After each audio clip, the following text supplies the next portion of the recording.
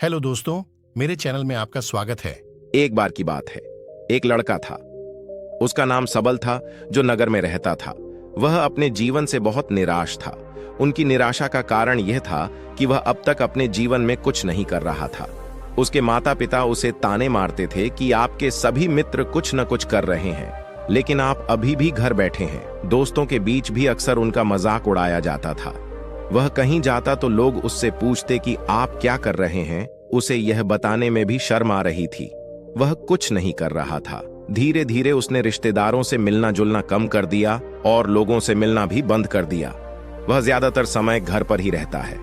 वह अकेला रोता है और भगवान को कोसता है और अपनी किस्मत को दोष देता है। अब उसे अपना जीवन बोझ लगने लगा था। कभी कभी वह सोचता कि कब वह कुछ करने के योग्य बनेगा, और फिर वह सोचता कि जिंदा रहने से अच्छा मर जाना है। एक दिन वह अपने नगर की एक गली से गुजर रहा था। तभी उसने देखा कि एक उपदेशक खाख और परेशानियों पर उपदेश दे रहा है। वह भी उसी भीड़ में सबसे पीछे बैठ गया और गुरु के प्रवचन सुनने लगा। उपदेशक कह रहा था, दुख एक शिक्षक की तरह है, जो हमें जीवन की सच्चाई दिखाता है और हमें जीने का सही तरीका सिखाता है। आप चाहें तो जिंदगी जीना भी सीख सकते हैं। गुरुजी उपदेश दे रहे थे कि तुम चाहो तो कुछ भी हासिल कर सकते हो, और अगर चाहो तो एक कोने में बैठकर रो सकते हो।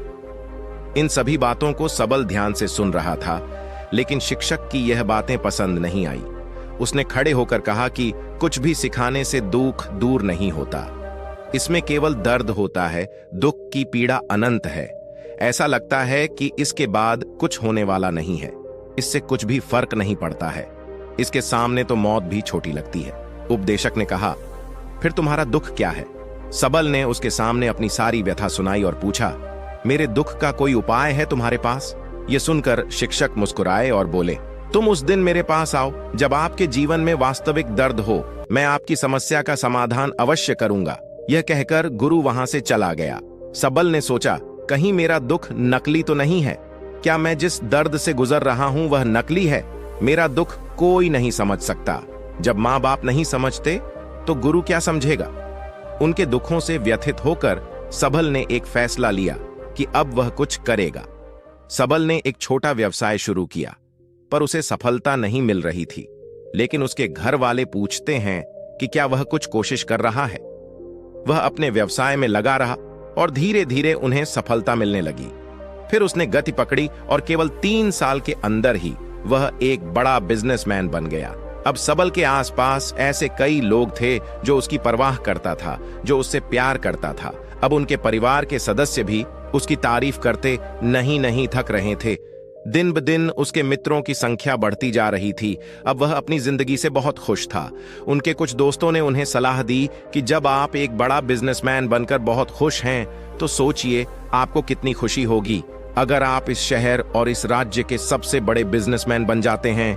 कितने लोग आपसे जुड़ना चाहेंगे, आपकी कितनी बड़ी ख्याति होगी, और स्वयं राजा भी आपसे दोस्ती करना चाहेंगे और जरूरत पड़ने पर ही आपसे पैसे उधार लेंगे। दोस्तों की यह बात सबल के मन में घर कर गई। अब वह और पैसे कमाने की कोशिश करने लगा, लेकिन उसे यह सब बहुत ही जल्दी चाहिए था। वह समय बर्बाद नहीं करना चाहता था। उनका अधिकांश समय इन चीजों को प्राप्त करने में गलाने लगा। इसलिए वह ऐसे काम करने लगा जो सही नहीं था। उसने बड़ा उधार लेना शुरू कर दिया। उसके दोस्तों से पैसे की मात्रा और अधिक मुनाफा कमाने के लालच में वह अपने माल में मिलावट करने लगा। उसने अन्य व्यापारियों के खिलाफ भी साजिश रची और उन्हें डराया धमकाया। जैसा उसके दोस्त कहते थे वैसा ही करता था। वह इन तरीकों से ज्यादा पैसा कमा रहा था, पर अब उसके जीवन में पहले जैसा चैन न था। उनके मन की शांति गायब हो गई थी और वह रात को सो नहीं पाता था। वह हंगामे में रहता था।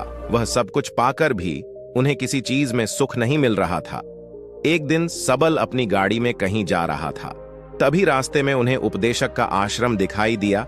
वह रुका और गुरु के पास जाकर बोला, संत, आपने मुझे मेरे पास आने के लिए कहा था जब मेरे जीवन में सच्चा दुख आता है।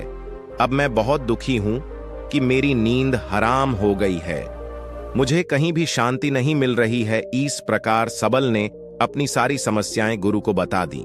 गुरु ने कहा, जब तुम पहली बार मुझसे मिलने आए थे तब भी तुम किसी दुख में थे। आपने उस दर्द से क्या सीखा?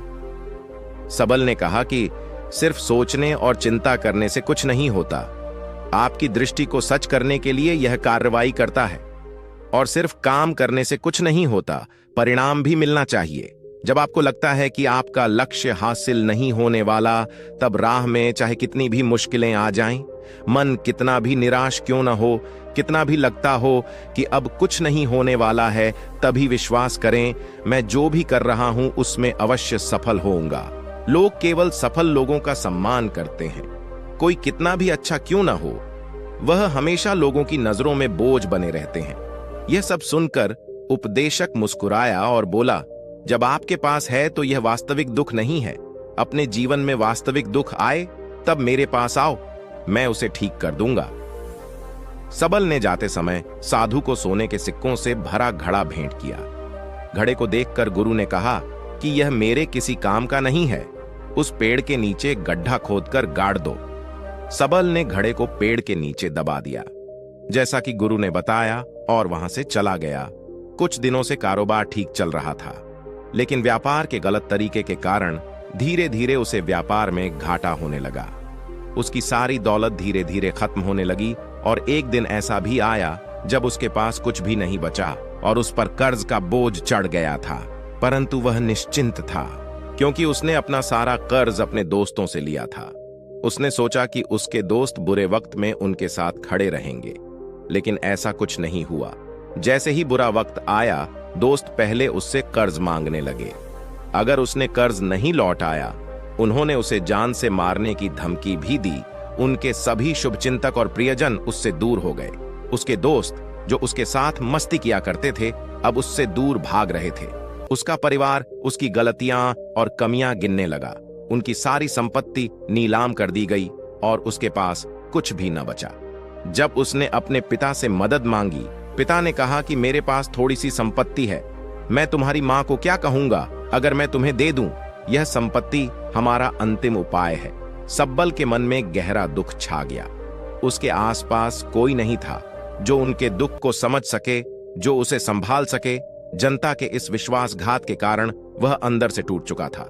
वह सोचने लगा कि अब जीने का क्या मतलब है, अब मौत ही मेरा सहारा है। वह आत्महत्या करने के लिए पहाड़ी पर जा रहा था। तब से उसे याद आया कि उस शिक्षक ने उससे कहा था, मेरे पास आओ जब तुम्हारे जीवन में वास्तविक दुख हो। सबल ने कहा कि यह क्या हो रहा है, मेरी जिंदगी में अभी दुख नहीं है, तो आखिर असली दुख क्या है? गुरुजी ने सबसे कहा कि पहले आप मुझे बताओ, आपने अपने दुख से क्या सीखा? सबल ने कहा कि मैंने वह सीखा, जो लोग हमारे जीवन में आते हैं वह हमारी सफलता और प्रगति के कारण वो हमें धोखा जरूर देंगे, क्योंकि बुरे समय में वे हमारे साथ नहीं खड़े होंगे। वे अच्छे समय में ही हमारा फायदा उठाएंगे और बुरे समय में हमें छोड़ देंगे। उन लोगों पर ही भरोसा करें जो हमारे बुरे समय में हमारे साथ खड़े रहते हैं। लेकिन ऐसे लोग बहुत कम होते हैं, लेकिन जिनके पास है उन्हें उनकी सराहना करनी चाहिए, उनका अपमान नहीं करना चाहिए। मैंने कभी भी किसी के खिलाफ साजिश नहीं रखना चाहिए। अपना काम ईमानदारी और धैर्य से करें और कभी लालची मत बनो। अपने सारे दुख दर्द और अनुभव बयां करने के बाद सबल गुरुजी के सामने आंखों में आंसू लिए बैठ गया। कुछ देर बाद साधु उठे और पेड़ के नीचे एक गड्ढा खोदा और घड़ा निकाल लिया, जो सोने के सिक्कों से भरा हुआ था। उसने सबल को देकर कहा, मेरे पास आओ जब तुम्हारे जीवन में वास्तविक दुख हो। सबल ने अपने शिक्षक को धन्यवाद दिया और उसे प्रणाम करके चला गया। उस पैसे से उन्होंने एक छोटा सा व्यवसाय शुरू किया। अब वह छोटा व्यापारी बनकर भी खुश हैं और अपने परिवार के साथ खुश था।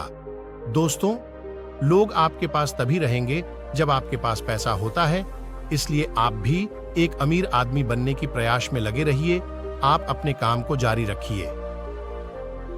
दोस्तों, अगर आपको वीडियो पसंद आई हो तो लाइक एंड सब्सक्राइब करें।